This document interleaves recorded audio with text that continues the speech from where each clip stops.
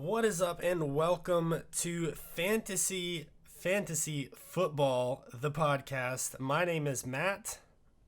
I'm Mike. And I'm Dan. We're here to hang out with you guys and just chat fantasy football. I know that there are probably 4 billion fantasy football podcasts out there, and we are another one. But we want to just hang out and have a good time and really just create an environment where you guys feel like you can hang out, have a beer, and talk fantasy sports with your buds. I am currently the owner of the Diagon Alley Death Eaters. I am the owner of the Nashville Nifflers. And I am the owner of the New York Grops. Now, is it New Jersey, New York? So when it, I was like, well, I'm from New Jersey, and then I wanted to do New York, like New York Giants, New York Grops. Yeah, sure. Then it showed up as NJ New York Grops, so I just left. Nice. Well, just in case you were not aware where New Jersey is, it's near New York, and so I like we're bringing that geographical content. But yeah, so I wanted to just go over the weekly league recap. I actually faced Lights Camera Action, posted up almost 154 points in our debut week, and Lights Camera Action only posted 88.3. They could have played me twice, and I still would have almost beaten them both times. So I just have a big shout out to my homie, my friend. I sent him a text yesterday, Deshaun Watson. Thank you so much. You're on like a first name basis. For your no. We're really close. Like he's on my team. Like that we're bros, right? Like that's how. So you drafted him and you texted him immediately. I immediately texted him and was like, dude, I'm so glad that this worked out for both of us. I know that we're really close. But seriously, 4 total touchdowns, an amazing, impressive 21-yard touchdown run. He did throw a pick, but honestly, that was the tiniest little blip on an otherwise sterling performance. I was blown away by Deshaun Watson's performance. I did not expect that. I didn't even honestly expect them to even come close to hold a candle to Drew Brees. They almost pulled it out. They almost pulled it out there at the end. But again, Deshaun Watson, and he even had a little bit of a tweak in his back, and he was still running the ball, still scrambling for 20 yards at a time. The guy was a machine. So all right, I've got to ask you though. I'm getting chill bumps just thinking about it all over again. Yeah. So how nervous, how freaked out were you when you saw him running into the locker room after he got hurt in that first half? I'm gonna be honest with you. I was like, he's gonna get a cortisone shot and be right back out. I was a little bit nervous, I will say, but like he had performed well enough that it had sort of already exceeded my expectations. Not just from a fantasy value, but like I was surprised at how well he played. The Texans were admittedly on my I don't know list going into the season. I didn't know how Deshaun was going to play. I know he's a good athlete. He's surrounded by good athletes, but we know like in the Arian Foster years, he was the leading back in the entire NFL for fantasy points for 2 or 3 years in a row, but still just a lot of question marks. I wasn't sure if they were going to be good or not. And I mean, the New Orleans Saints are nothing to bat an eye at. They're a good team. A lot of veteran players on the team, and I was impressed. I was overall impressed. He is my golden star child for the week. He gets a special little sheriff's badge out of the toy chest, and I'm done talking about my man crush on Deshaun. How did you guys fare this week? Dan, you want to I'll let you go next because you guys both won. Let's go with the good news first, and then we'll talk about the heartbreaking loss. Yeah, I mean, in the beginning of my week, I was at first Carson Wentz was not Carson Wentz is my quarterback. He was not doing anything in the beginning of that game. He was doing, and then you had Deshaun Jackson coming in with like a ridiculous amount of points. But what team was he facing? Yeah, I was facing who? Carson Wentz. Yeah, he was facing Washington. We went up. I'm a huge Redskins fan. We went up 17-0 in the second quarter, and I looked at my daughter and said, we still are going to lose this game. Watch. Came out of the second half. Typical Redskins right there. That's what it's like to be a Giants and Redskins fan. Right, exactly. We'll get to the Giants. We'll get there. Giants, Browns, Redskins, and Lions. Like, yeah, we're up by 21 points. Don't get comfortable. But I was pretty upset with Connor not really. I mean, he got 21 yards. He really didn't do much on my Chris Carson. He got a couple. Was it one touchdown, two touchdowns? But Two TDs. he just got the volume, which I think got him Right. points. And DeAndre Hopkins coming in. I mean, what are you gonna do? You got my boy. My boy's throwing TDs to him all day. That's right. Y'all had the tag team combo there. Yeah, it was. I had a good team. I was getting nervous because I was playing against NSFW, and he had Christian McCaffrey and Patrick Mahomes, who was lighting up like to Sammy after what Tyreek Hill. He got hurt. He got hurt, and I was like, Sammy Watkins is just gonna tear it up. He ate big. Yeah. Are you the Sammy Watkins owner? No, I wasn't. I have him in one of my other leagues. But, Gotcha. Yeah. Yeah, I just knew Mahomes was going to hit him or Kelsey all day because after Foles was out, I was like, this game's over. Yep. I think that was the only saving grace. I mean, they were still keeping it somewhat close until the second half, but I ended up taking it. He was beating me until on Monday when DeAndre Hopkins went for like 8 receptions, 2 touchdowns, and over 100 receiving yards. So I had a good week. I have no complaints. My whole team, no one spectacular except Hopkins, but just a lot of solid. Ingram came in. Ingram, I think, could have got more points, but they took the ridiculous lead. Oh yeah. Ridiculous lead. And then Yeah, I'm curious to see what you guys your thoughts are about the Ravens a little bit later, but yeah. So I was happy with I took a top spot this week for scoring, but we'll see if I can keep that going. Yep. you both are in the top. You're the top 2 scoring teams. I mean, And then I'm here with a loss. I actually was, before we move on, want to say NSFW is going to be a team to look out for this year. His team is stacked. I don't know how he got that draft. He has Mahomes, McCaffrey, Devontae Freeman, Brandon Cooks, Lockett, who is hot or cold, and then Alshon Jeffrey, who put up 1,000 trillion points this week. He had Philip Lindsay, who had an okay game, but I know can do better, and then of course Lamar Jackson is his bench quarterback, so who blew it up. Ooh. So I mean he's gonna be a tough character to face. In one of my other leagues I have Mahomes and Saquon. Those were my 1 and 2 picks. But I mean I don't know how he got Mahomes and McCaffrey. Maybe he had either the last pick or the first pick. I'm not really sure, but one of the third round, he picked Mahomes third round. And Mahomes was still there. And that was when he and everyone started. Someone it was like Mahomes, and then someone went for Aaron Rodgers. Stop drafting quarterbacks. It's the third round. Like, what do you do? I'm gonna be honest with you. I was gonna take Mahomes in the third if nobody else did. I was about to take him. He is that good of a scorer. I believe in him that much. Not as much as Deshaun Watson. Right. I think his average draft position was in the second round, so he was actually later in our draft for Mahomes than. You can take Mahomes. I don't take any.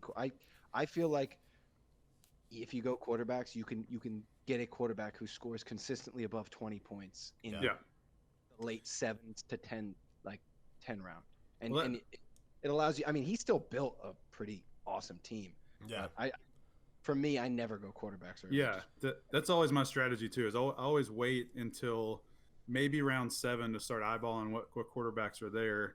I think because most of the time, once you go past that top tier quarterback option, you can kind of just roll the dice. I know a lot of people that even stream quarterbacks. They waited till the last round to just draft a starter for week 1. Then they look on the waiver wire the next week and figure out the best matchup, which is always a good strategy. But if you get Mahomes in the third round and pair him with a running back and receiver, that's pretty solid. My issue with Mahomes was he is coming off a great season, but now they have tape on him. So now they no one had tape on him previously. So I mean, he showed that he's the real deal, just showing up. The McCaffrey. Oh, go ahead. Sorry. Well, after defenses get tape, it's a lot easier to find their weaknesses rather than last year. He was lighting it up because they didn't know his play style. They didn't know what. But he has a great offense too. So I mean, he is the real deal. It's hard to not. I just would never have drafted him.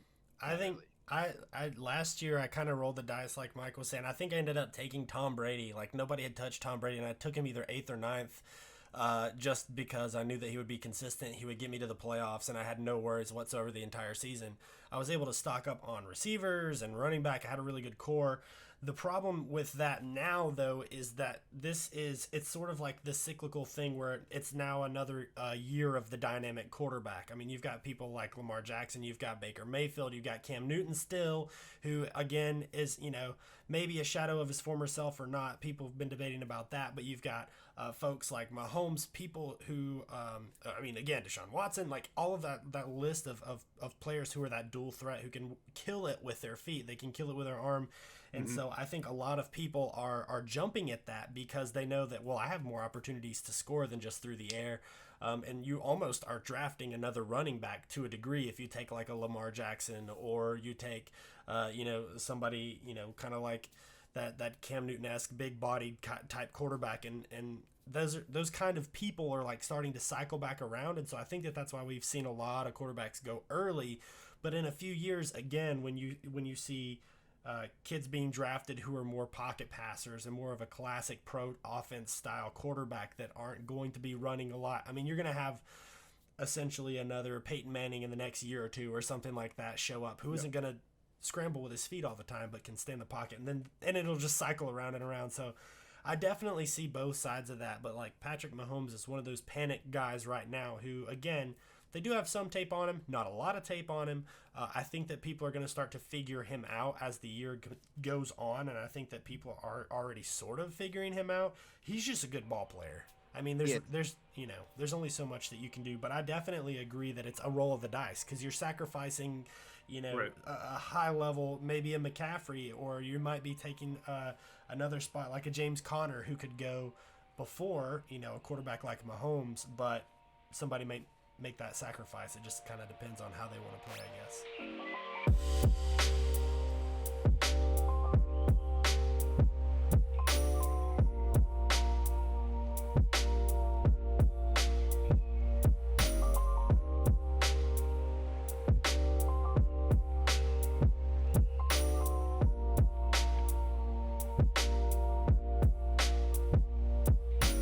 Yeah, I think Mahomes too. There's a chance. There's always that chance that you're going to get that quarterback that it doesn't matter if they have tape on him. He's that exception. He's the asterisk. He can go through. He can beat the film room. He can beat the studies they do on him just because he's that athletic. And Mahomes looks like he could be that type of quarterback. So again, I usually wait on quarterback, but I'm completely fine drafting Mahomes in the third. I think the Chiefs' offense just as a whole is just like, it's insane. They have like every receiver they have is like the fastest guy in the league. Sammy Watkins, Tyreek Hill, of course, he's out now for a little while. But they drafted Mecole Hardman, I think was his name, who was one of the fastest guys in the draft this year, who's going to be playing in lieu of Tyreek's absence. And then they just got, they have Damian Williams, of course, and they just got LaShawn McCoy to add into the backfield too. So it's like, who do you guard? Who do you take? So Say that again, Dan. he's playing with his old coach, so he's gonna get the play. Andy Reid. So that was why I drafted him in our late, because I was like, I'll take a LaShawn McCoy. Like, But that offense is just so insane. I don't know how you stop it, and so I think that's why Mahomes does so well. Now, that being said, he is also on our list of injuries that happened this week. He did injure his ankle. I don't think it's going to keep him out from playing the next few weeks, but it's just something to kind of watch to see if that affects any of his running, because he does tend to run a little bit too as a quarterback, so could limit him a little bit on trying to get some rushing yards. Yeah. And one more thought before I move on to my heartbreaking loss. You were talking about Lamar Jackson. Did you hear his quote in the press after the game? What did he say? They were asking him about how he felt about the week, and all he said in response was, "Yeah, that's pretty good for a running back, right?" Oh, yeah, I did hear that. He threw like 5 touchdowns. He blew the league up in the air, and his criticism all the time is that he can't throw. He's not accurate. Blah blah blah. And then he goes out and does this, and his response is perfect. Pretty good for a running back. Yeah, I mean, let's be honest though. He's playing. He played against The Dolphins. The Dolphins. And I feel like that, not to write off his performance, because a good performance in the NFL is a good performance in the NFL. You're playing at the highest level you possibly can get, but you're, playing one of the worst 4 or 5 defenses in the league. So there's going to be some leeway here or there, but to make them look that silly and almost put 60 points up on the scoreboard, absolutely. Yeah. I mean, I don't know that this will quell the haters, because, everybody's going to say, well, a blind squirrel finds a nut every once in a while or whatever. But, it's one of those things that I just remember looking at the numbers and being like, that can't be real. This has to be a glitch or a bug or something. I didn't expect for him to just destroy them like that. But did you hear too that half of the Dolphins team requested a trade after that game? Wait, actually?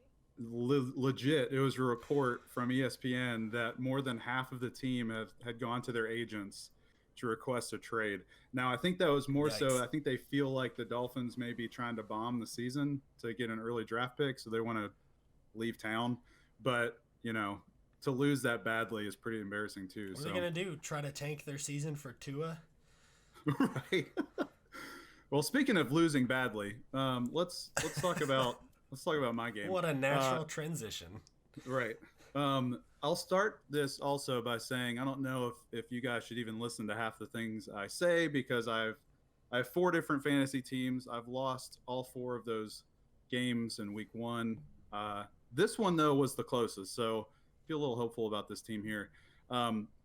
Like we were talking about waiting on quarterback, I waited really long. I waited until I think the 11th or 12th round, and I picked up Jared Goff, who has the best set of receivers in the league, right? I mean, we all wanted a piece of the Rams receivers because, they're great, but they need somebody to throw them the ball. So Goff, he'll put up 20 points a week, right?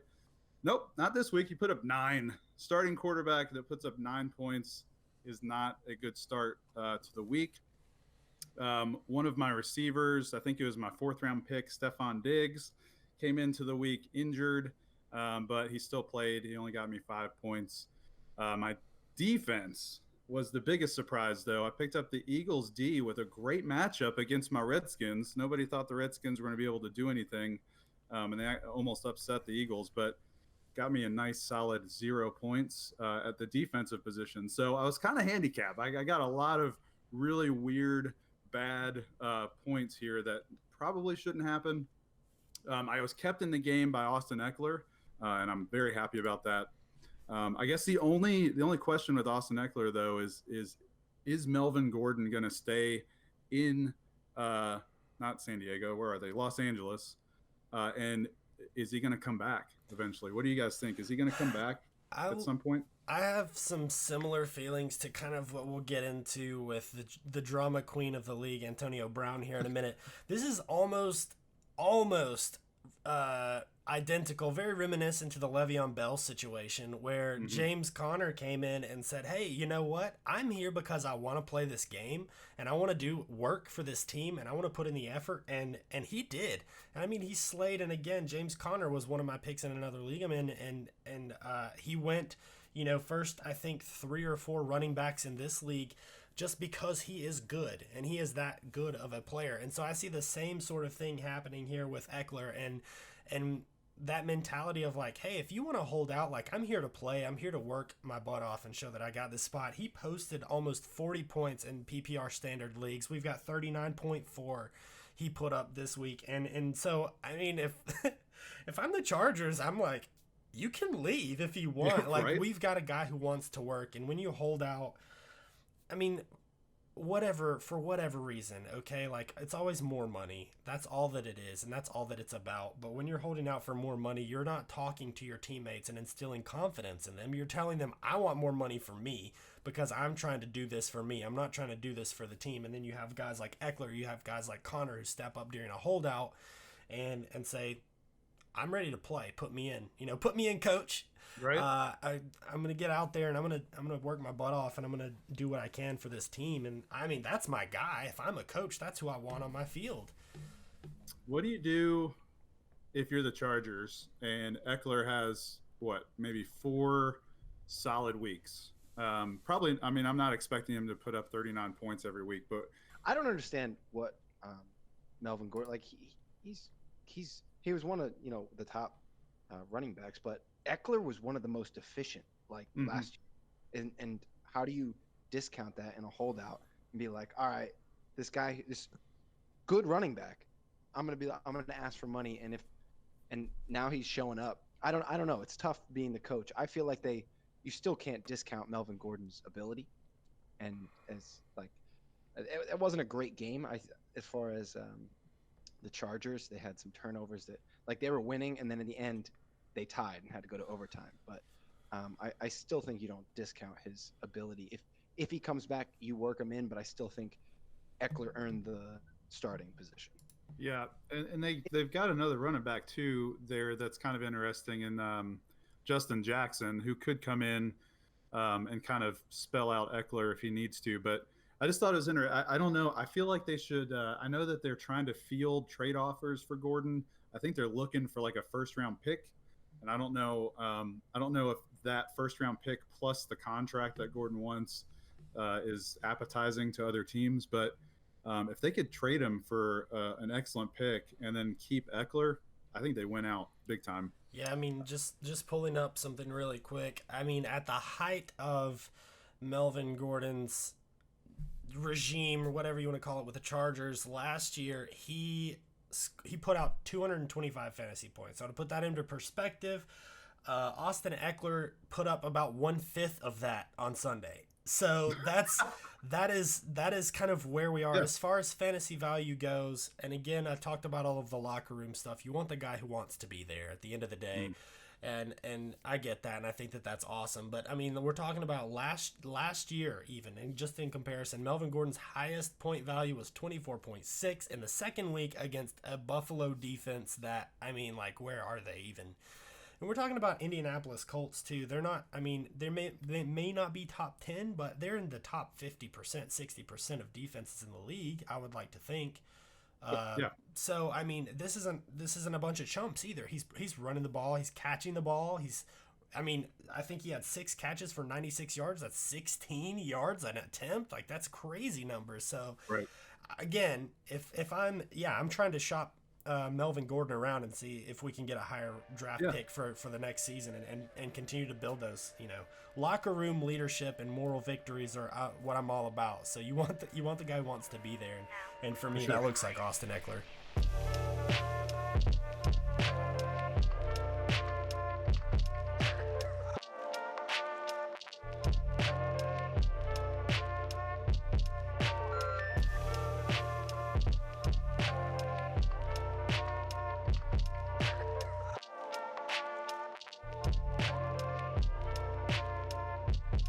So this game came down to Monday Night Football. Came down to the Saints game that was crazy. We were just talking about it with your Watson and your Hopkins on either team for you guys. But I was on the other side. I was cheering for the Saints. I was wanting Alvin Kamara to get every single carry, every single pass, every single offensive snap. Just go to Alvin Kamara because I was getting those points while on the other side, the team I played was the Wisconsin BFM III or three. I don't know the third. I don't know. But I was playing that team, and we were jarring back and forth in Discord, which was great. But he had Breeze. He had Drew Brees. So every pass that Kamara caught, I was like, "Oh, Breeze also got some points on that." So it's kind of a fun situation to see that. So I was just wanting him to run, wanting him to run. I think by the end of that game, I think the last 5 minutes, I was up by like 4 or 5 points, and then Breeze did that epic comeback and threw a couple touchdowns in that fourth quarter, and Classic. put yeah, right, classic Breeze. Can we talk about real quick about how amazing that last like minute of that game was, where Breeze, the Texans, Watson threw that touchdown and got the Texans back in the game, and then Breeze just said, "Nah, 40 seconds, I can get us in field goal position." And I think partially that was the Texans defense just gave him the field to do that, but Yeah. he just there's like 6 seconds left, and he's like, "Don't worry, save the timeout. We got this." Threw it down there and got him in field goal range, and they won. I mean, it was incredible to watch. I feel like Drew Brees And I don't. This is nothing new. He's aged like a fine wine. The dude just keeps getting better, Right? and I feel like there was probably a little. I mean, it's a few seconds left. First Monday Night Football game of the year. Everybody's hyped. Everybody's got all this tension, and he steps in there with 6 seconds left on the clock and's like, "Hey guys, it's fine." Yeah. Like I've been here before, literally probably 100 times. Also, this is my job and it has been for 20 years, so it's like he's got it Just- all figured out. Just another day in the office for Breeze. Get that with veteran quarterback, like Brady, like the 1 minute, the 2 minute drill, like they know how to do it, especially doing it time and time again. So Yep. like if there's any quarterbacks that you want, it's like a Aaron Rodgers, a Drew Brees, a Tom Brady that is like, okay, you like to watch that. You're like, all right, they got a minute left, and you know that they can do it. So Mhm. it was nice to see. Yeah, it was my favorite game of week 1, is seeing the end of that game. That was pretty Oh cool. man, what a great ending to a Monday Night Yep. Football game. But Can't yeah, ask for so anything more than that. so I lost by 4 points. 4 points. It's pretty rough, but I'm hoping that next week I'm able to pick the pieces back up and get that W. You have a good team. I mean, Diggs nothing You happened. had a lot of flops, man. You've got a good team. You've got a really good team. I'm looking at the lineup now. Carry-on had a bad week. Yep. Your defense flopped 0. Could have been worse. You had Calvin Ridley on the bench. You didn't know he was gonna put up 16.5 points. You've got OBJ, Jared Goff flopped all of the Rams pretty much. I mean, I had Todd Gurley. He was on my poo-poo list from this week. He didn't do great. And they still managed to put up 27 points on the board, but none of us scored any of them. I know it was Malcolm Brown, man. He came in and stole all of Gurley's touchdowns. That's right. But I do want to say, I just want to point out that BMF the third, we are looking at teams. We're complimenting teams. His team's pretty solid too. He's pretty deep. He's got his flex position is Cooper Kupp, I love Cooper Kupp. I love all of the Rams receivers. But Adam Thielen, Juju Smith-Schuster, Nick Chubb, David Johnson, yeah, that's a great core. I would have loved to, have several of those players on my team. So that's another team to look out for throughout the season. Yeah, no, absolutely. Speaking of drama on the field. Oh, boy. I said all of this with Melvin Gordon and with holdouts and with all of the drama around the league. I feel like sometimes we are enabling whiny babies. I feel like Bill Belichick needs to do that with Antonio Brown day one. He needs to just go put him into timeout. He needs to sit him down and say, look, buddy, we are a freaking franchise over here. We get things done, and all of that garbage that you are used to throwing hissy fits about your helmet, you're getting your feet frozen, you're in and out of retirement, you can't make up your mind. Like, that's not going to happen here. It's not going to fly here. And now with all of these allegations coming out, sexual abuse and rape, that's terrible. I hope that the truth is found out and that justice is served to the highest degree. But this guy is just, I feel like he's toxic. Like, don't touch him. He just does everything on social media and like he'll go ahead and post things and people don't know half the story, and then it comes out and it's like, oh, he was just being a big old baby.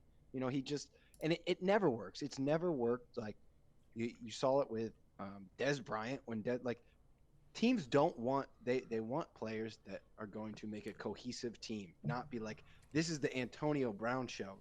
And now Antonio Brown, he's talented, but there's a million younger talented people that want a chance to get in that spot, and they'll do it for much less money. They'll prove them. They're trying to prove themselves. He's not trying to prove himself. He's trying to be like, listen, I'm the best in the league. Everyone knows it. Pay me. And they're like, no, dude. Okay. You're not saying he, just the amount of targets he was getting in Pittsburgh, I think inflated his numbers a bit, because he was getting got 19 targets, and I was like, what? And he's still producing, but still it kind of inflates it a bit. And for him to be like, I'm the best, I'm the greatest, you guys need to pay me, and just the helmet thing, that him not going into the cryo and getting the blisters and not being able to and it's just drama, and he doesn't mind as far as it's bringing him attention because I think that's all he wants Yeah, absolutely. Yeah, I felt like on him. I felt like the sports news. I would wait every day for some sort of update on Antonio Brown, and I felt like if there wasn't something, he'd just tweet something out, and be like, "Hey, my feet are frozen," and like all of a sudden it's everywhere. I mean, I felt like he was waiting for that. Yeah, he was like on his own personal marketing campaign. Right. And he was like, "How can I make me get in the news today?" Now, I'll say a couple things about Mr. Brown here. One, it's really sad about this. His whole like the player of Antonio Brown. If you remember back like 6 7 years ago when he was just starting to like break out, everybody started to know who he was. He was known as like the heads down, hardworking, no drama receiver in Pittsburgh that just did what he did and scored touchdowns, and he was great at what he did. And he didn't brag about it. He didn't go on social media. He didn't do all this stuff in the news to get attention and stuff. And something happened in Pittsburgh over like the last 2 or 3 years that was like, what is going on? They gave him that contract. It was Yeah, ridiculous contract, and he's like, "Yeah, I'm worth every penny." And right. I think it Um, went. and I think I was listening to one of the podcasts I listen to all the time is the Fantasy Footballers. Love that podcast. They are hilarious. If you have not started listening to them, do it. But one of the guys on that podcast was talking about right around the time there was a shift in like kind of how Antonio Brown operated, was around that Bengals game where he took that huge hit from Burfict or something like that. The guy that's like a dirty player that used to play for the Bengals. He used to do all kinds of crazy dirty hits. He took a crazy hit. I think it like knocked his helmet off, got a huge concussion from it.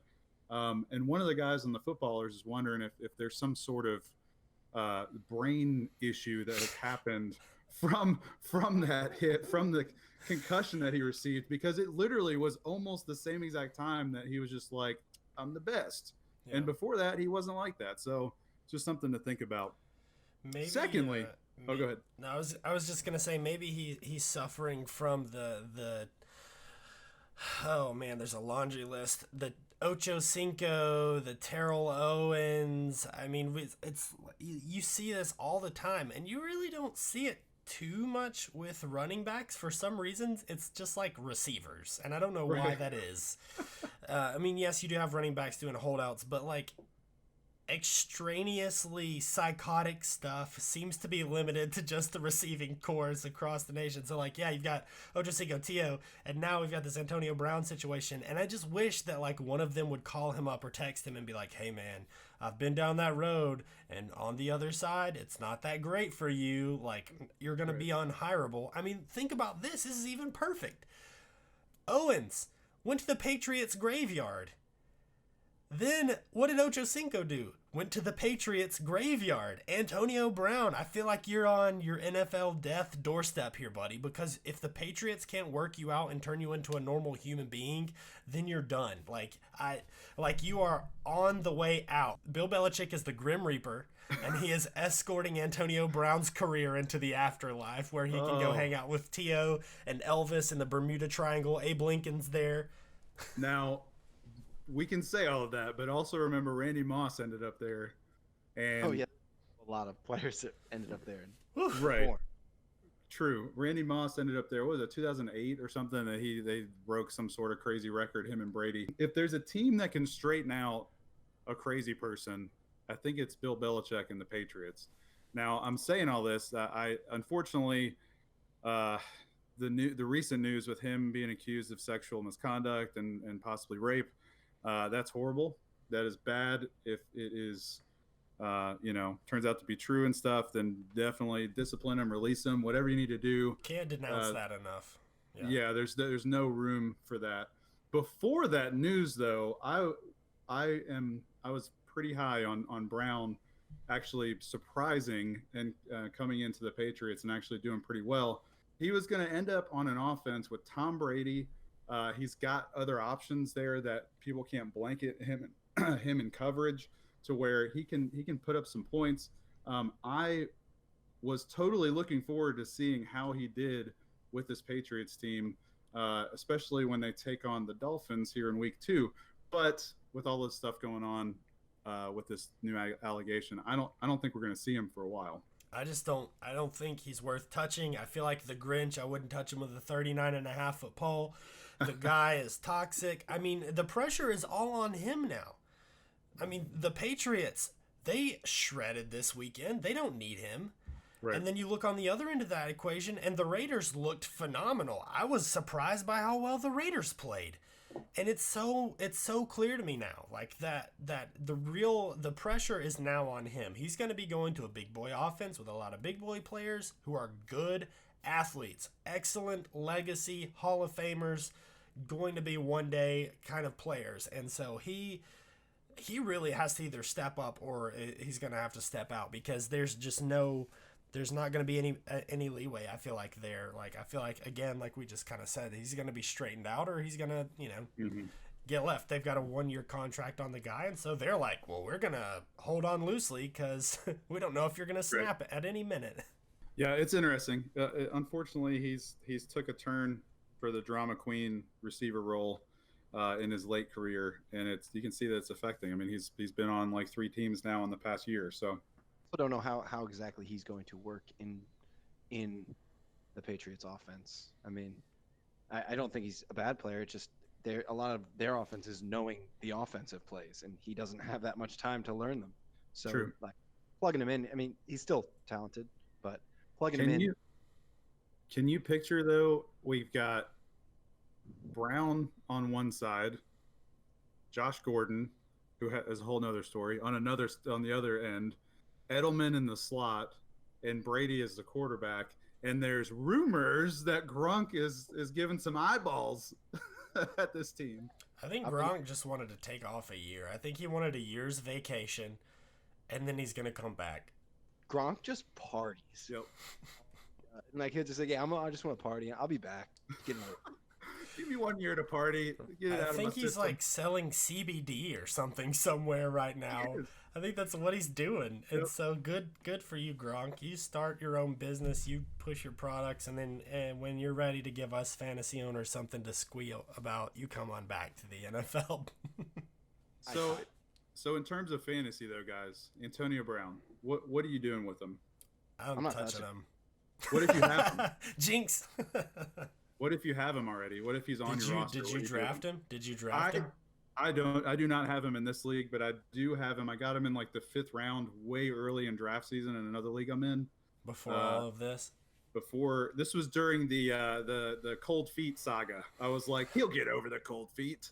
And then the helmets, then all this other stuff happened. But I have him on my bench currently. I don't really know what literal cold feet transformed into metaphorical cold feet. Now, exactly. I would honestly try to I would try to ship him off, man. I don't know for sure. You don't know for sure. Nobody really does. But I mean, if you can convince somebody in your league, like I'll cut somebody's grass and throw him a decent trade. Just do something, do whatever it takes to get him off of your team, and you can maybe get a 1st or 2nd or 3rd round pick for him too. If you've got somebody who's like, oh, he's gonna be amazing, I love the Patriots. You find the Patriots fan in your league, and you find the place for Antonio Brown, and you ship him off as fast as you can. Priority mail, poke holes in the box. Don't forget that part, and put his helmet in there. So, Dan, what do you think? Yeah, I mean, I agree. I think he's good trade fodder if you can, or you can find the one person who hasn't heard anything about. Oh, Antonio Brown for the Steelers, right? Like, God. That'd be great. Yeah, he's fine. He's still in the Steelers. Yeah, but I mean, right now I feel like not many people are going to give you to. And if you can find someone who has a decent somebody on their bench, a wide receiver or even a running back, that they have extras, like I'll go through people's teams and be like, all right, who can they trade? If Antonio Brown, I feel like now you could still get a decent player for him, but I feel like nobody's going to touch him. So if I was you, I'd just hold on to him and either, like last year I ate the Le'Veon Bell bullet. I still have put it together a decent team, but I could have traded him early and got some picks because people offered me trades, but I think you hold on to him for now, bite the bullet, and if because again, these first couple weeks in fantasy aren't the biggest deal. Yeah. You want a playoff team, and if Antonio Brown comes back into the league and starts like that's why I drafted a couple hurt players like AJ Green and stuff that I'm like because I'm you try and build a playoff team, and I think Antonio Brown is good later if he resolves. Obviously, And and Yeah, I the think Pats are going to make it to the playoffs, so you've got a right. guaranteed receiver if he decides to be a human and play football. I think if you have him, and I'm partially speaking to myself, trying to talk myself into this as well. I think if you have him, I think I'm holding him. I think I'm waiting to see what happens. Unfortunately, with this allegation that just came out, and if in the next couple weeks he ends up, getting past that, and all that was false, then he may start playing. And he's still Antonio Brown. He's still Antonio Brown, guys. He was like the top wide receiver for years in fantasy. I feel like he can still put up some points, especially if you've built around him and you're able to get him later in the drafts and he's your third receiver. Antonio Brown is the third receiver on the Patriots. I think I'm holding on to him, just to see what happens. I mean, Now, you'd have a strong flex for sure. That would be for sure. the strongest flex you can have, really. If the allegations come out in the next few days as true, or however long it takes, I'm almost tempted to just drop him. I kind of don't want that type of player on my team anyway. So.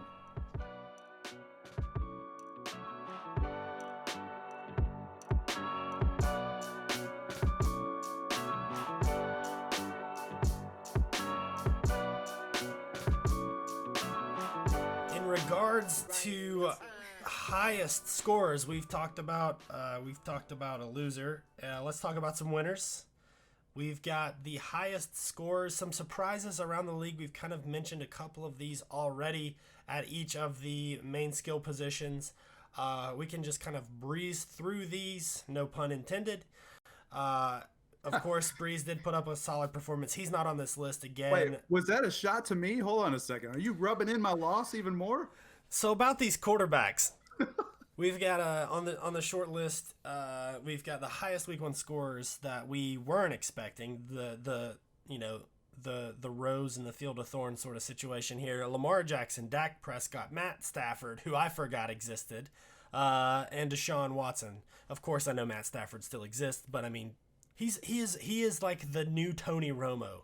He disappeared last year. He's one of the most consistent output fantasy scoring quarterbacks, but will like get you to the edge of the finish line in the playoffs and then just drop off of the face of the earth because the Lions just can't do it. So anyways, let's talk about that. We talked about Lamar Jackson doing it with his arm, doing it with his feet. Again, not bad for a running back, like you said before. Dak, Matt Stafford, Deshaun, who I am getting, just decided I'm going to get him tattooed on my chest this week. So go. Ready, set, go. What do you guys think? So, this list is the surprises. So we've got the studs. Unfortunately, Aaron Rodgers didn't produce.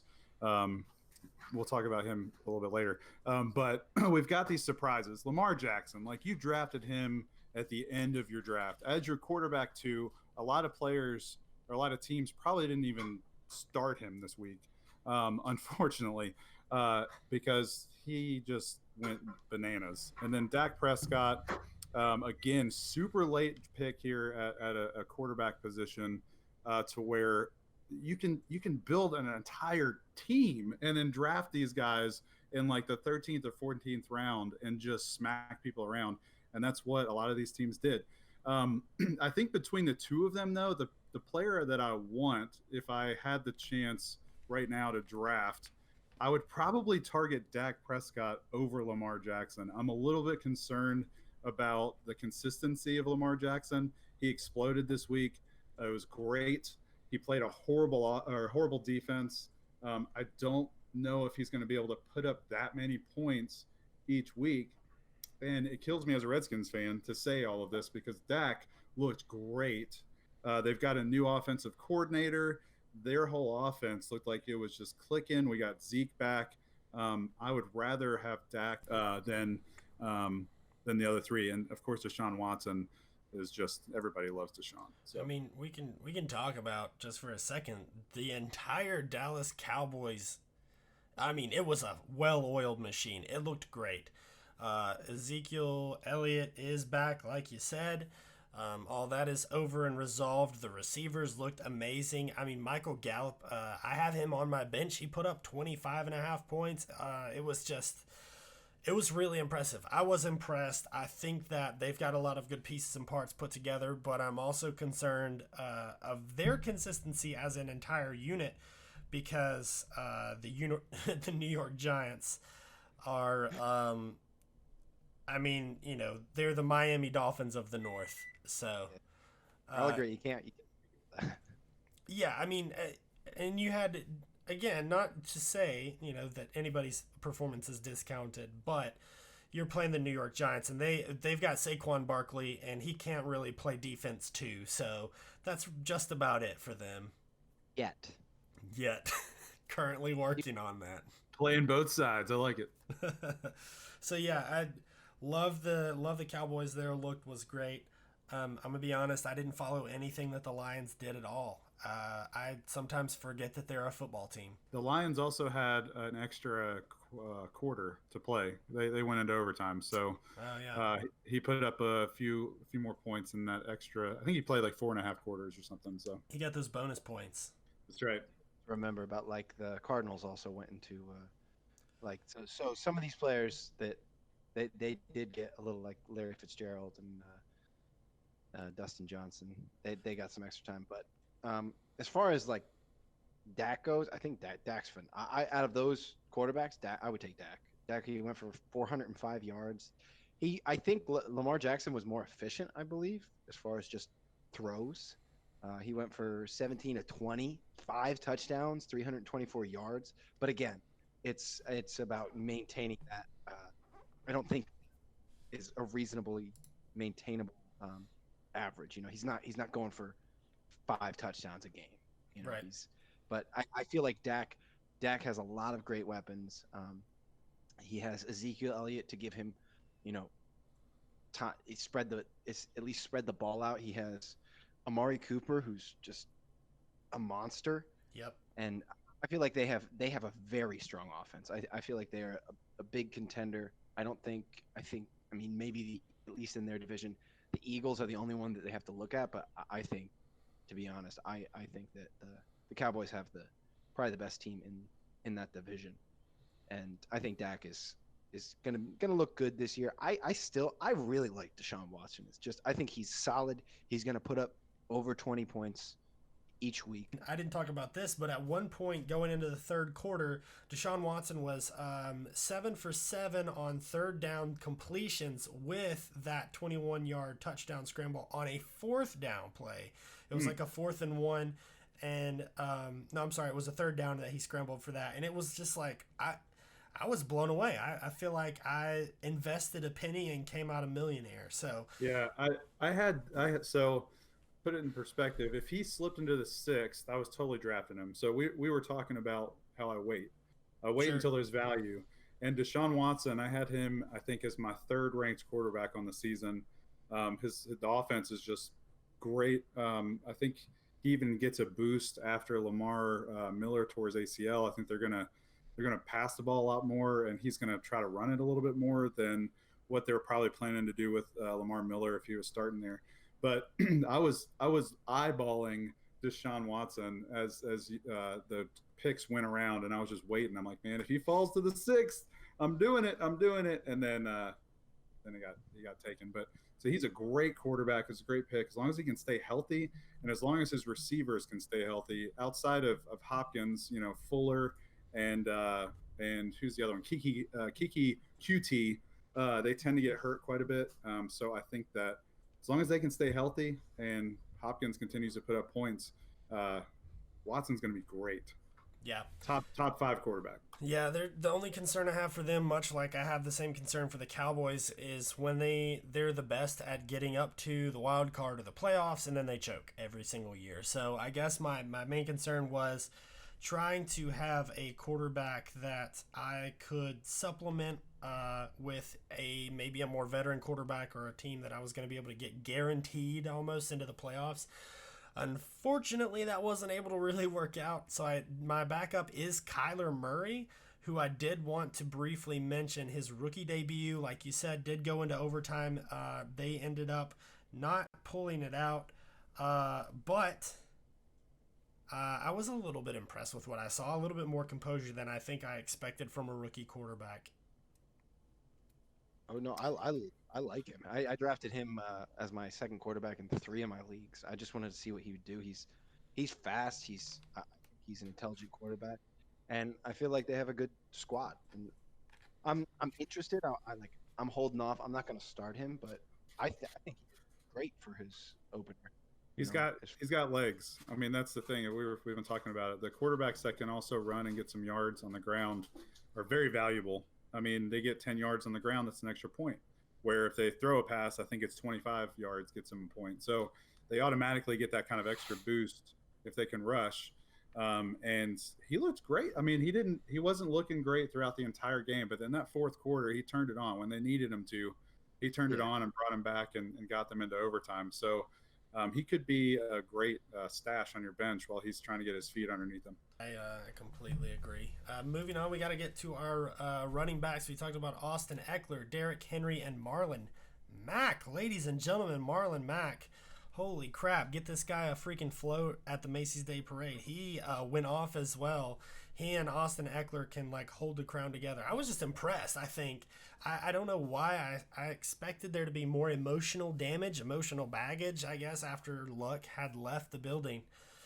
Nobody expected Mac to do what he did. No, that's what I'm saying. It was a very, very surprising performance. And then again, Derrick Henry, a lot of question marks about him going into the season because the Tennessee Titans are just about as consistent as the New York Giants. So Marcus Mariota and Derrick Henry, big question mark for them this season, and a lot of speculation as to whether or not Mariota would be their franchise quarterback going forward, or if they were going to have to hashtag tank for Tua this season as well. So your thoughts on that? So I'll speak to Henry just real quick because I live in Tennessee, so I see the Titans coverage a lot. And so I'll preface it by just saying that Mariota was on the verge of not being the starting quarterback here in Tennessee. Tannehill's behind him. For some reason against the Browns, he decided the Browns had all this hype coming into the season, and Mariota is the one that kills the hype. It's kind of weird. But he did great. One of Henry's touchdowns, or one of his big plays, is something that you will not see very often. He got lucky. Well, I won't say lucky. It's just something that they don't really game script too well for with Henry, is that he caught one reception for 75 yards and a touchdown.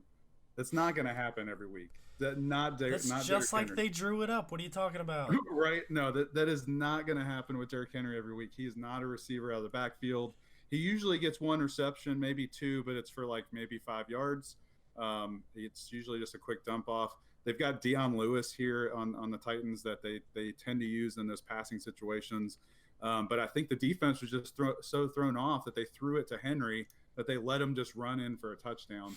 And he's so crazy to watch because he's so big that he looks like he's not very fast. And you're like, dude, I could catch that guy.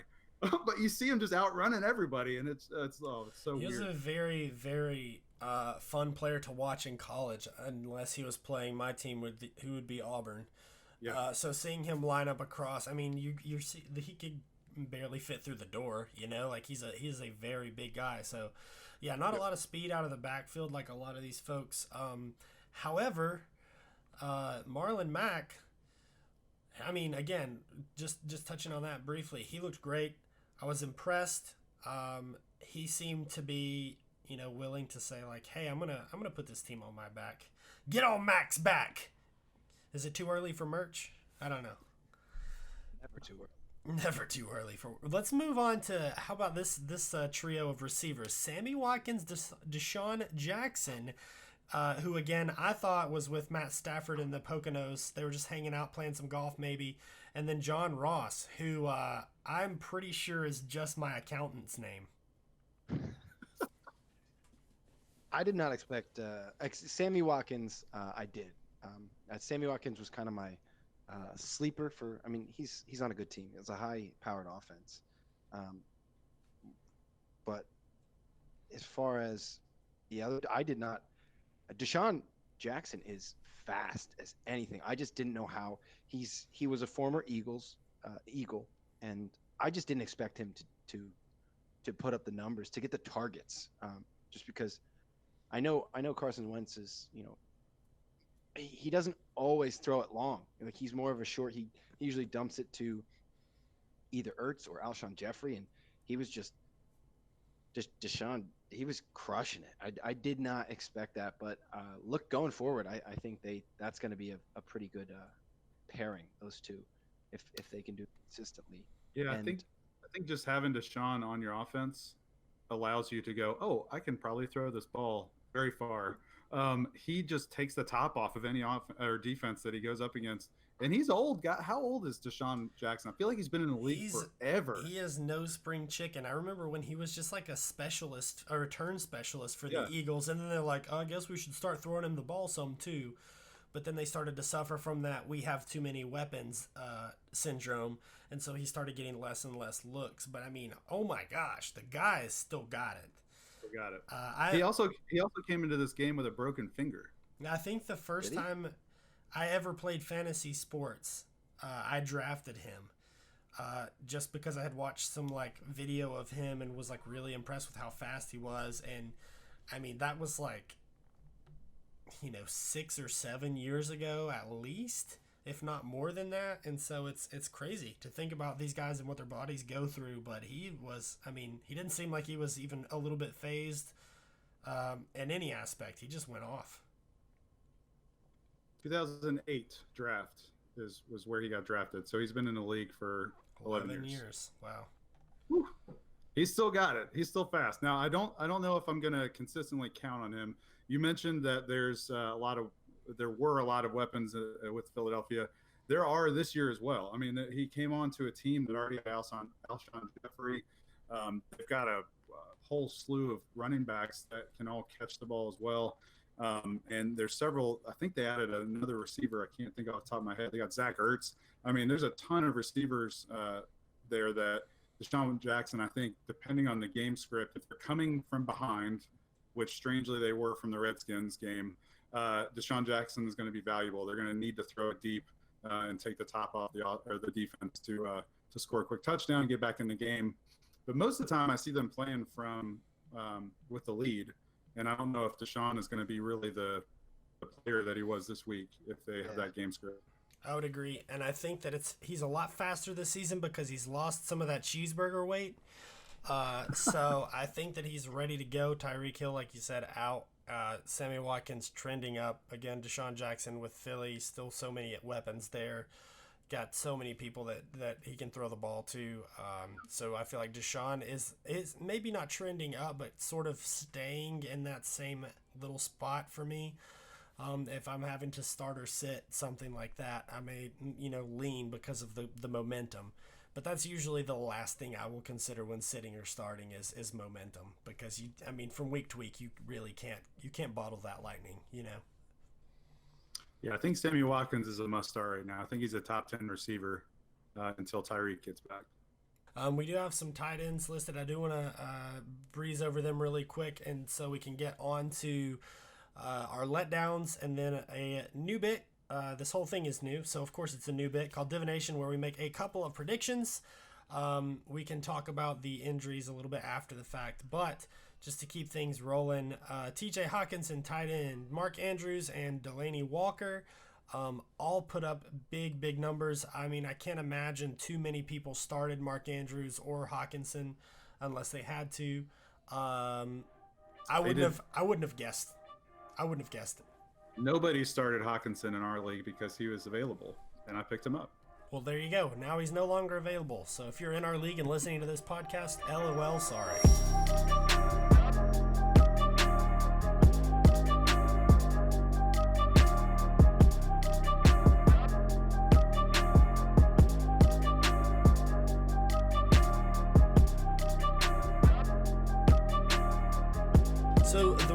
divination are as follows. You have to make 2 different predictions. One is realistic, something that can feasibly happen without an act of God taking place, and one is just simply absolutely absurd, just for a little twist of fun and funk and difference. Some of what we do is based in reality, but it's way more fun to pretend. So my week 2 predictions for my realistic prediction, I'm going to say that the Houston Texans are going to go in to the Jacksonville Jaguars.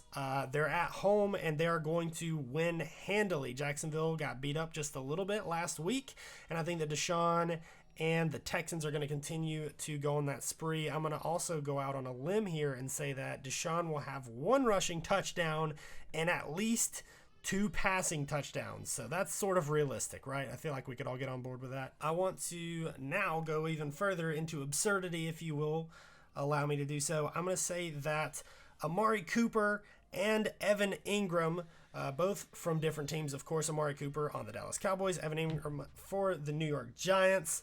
Evan Ingram will put over 25 points on the scoreboard, and so will Amari Cooper, but Crumb gets the snitch. Your thoughts? Oh, that's great. That's great. No, I like those predictions. But my crazy prediction is that the Dolphins are actually going to have a game against the Patriots. I think everybody's expecting. Wait, they're actually going to go through with like kickoff and actually opening the stadium and all that other stuff? Yeah, there's actually going to be players that show up. They're going to have 53 players there. No, I think they're going to. I think it's going to be a game. I think they're going to stay in it. They're division rivals. I think the Patriots are going to walk in there thinking they're just going to mop the floor with them. They've got the nice distraction there of Antonio Brown, who tends to bring a black cloud to every team he goes to. So I could see the Dolphins actually putting up some points on the Patriots.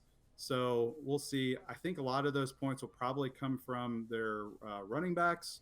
So if you have Kalen Ballage or Kenyon Drake, I think Kenyon Drake is going to be a great play.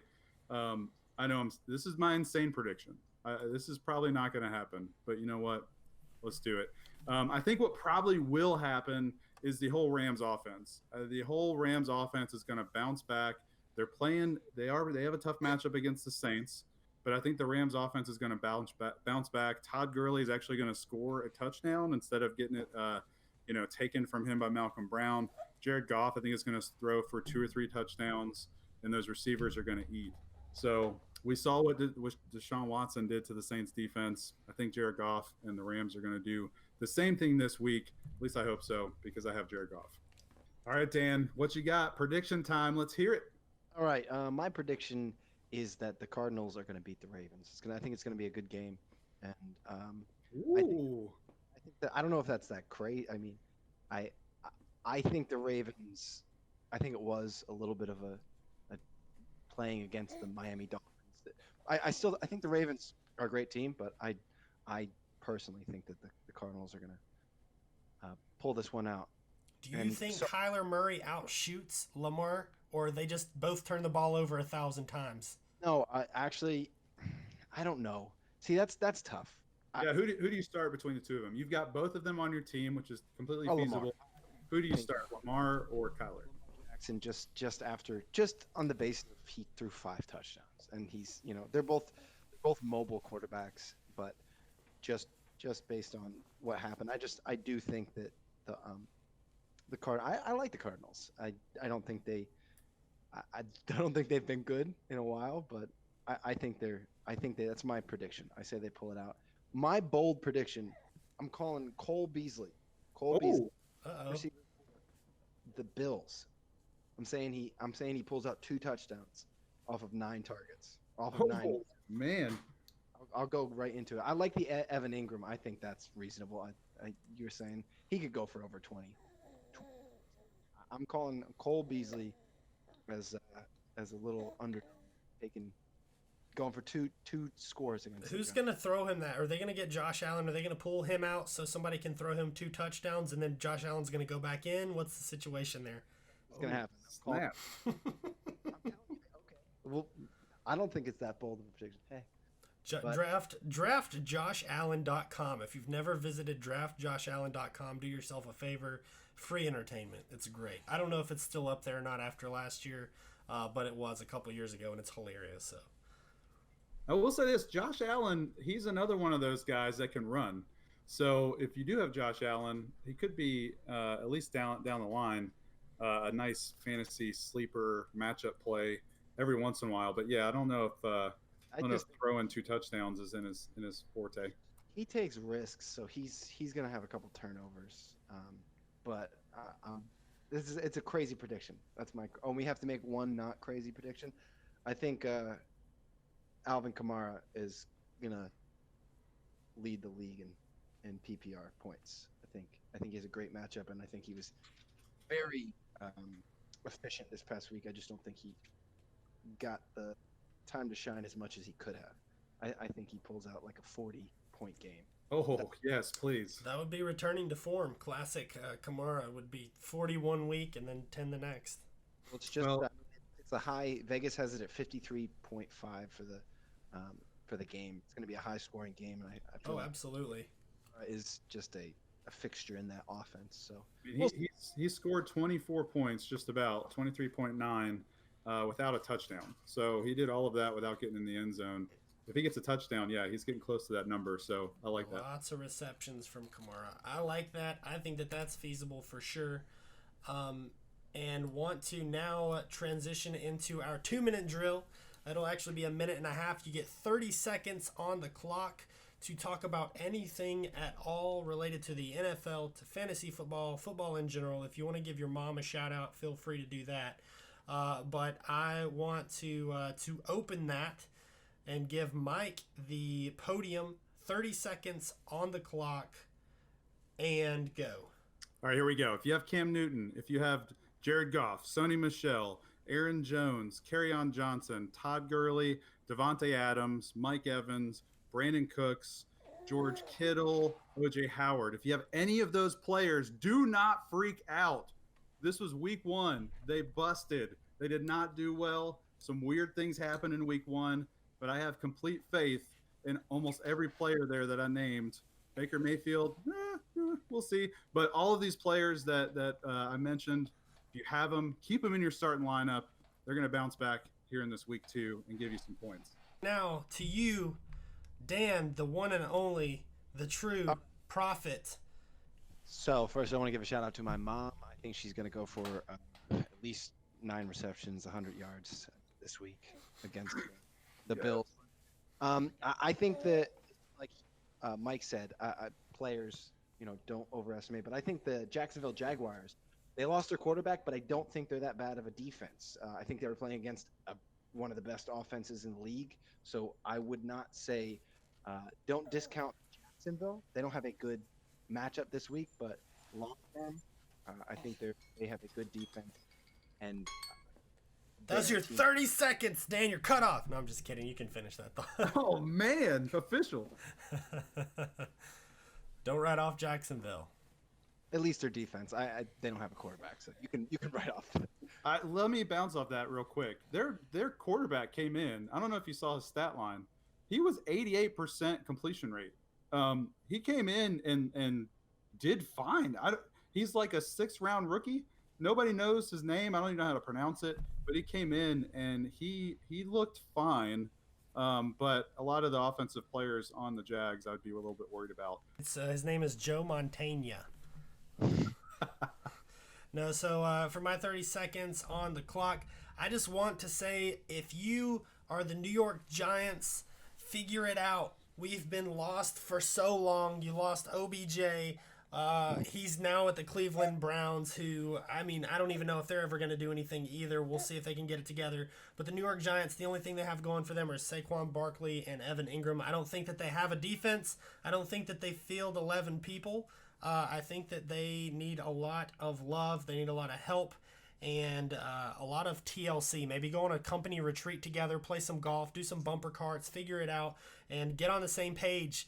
Because I want to see a decent New York team in my lifetime, and I have yet to see anything special since that miracle gum on the helmet catch, and in the Super Bowl of like 2007 or whatever. So that's all I have to say about The Redskins that. will still lose to them. Absolutely. I'm sure that they will. I'm almost positive. But that's just tradition, and why would we ruin a good tradition? That's right. Awesome. Well, thank you guys so much for joining me this week on episode 1 going into week 2. Next week, we will be back hopefully just before kickoff on Thursday so you can get those toilet time fantasy lineup tweaks in. I have been Matt. I'm Mike. And I have been Dan. In the past. No longer Dan. No longer is he Dan. He has ascended, and he will be something else that we'll figure out a name for him. So thank you guys so much for listening, watching, whatever. And we will see you all in week 3. Good luck, guys. See ya.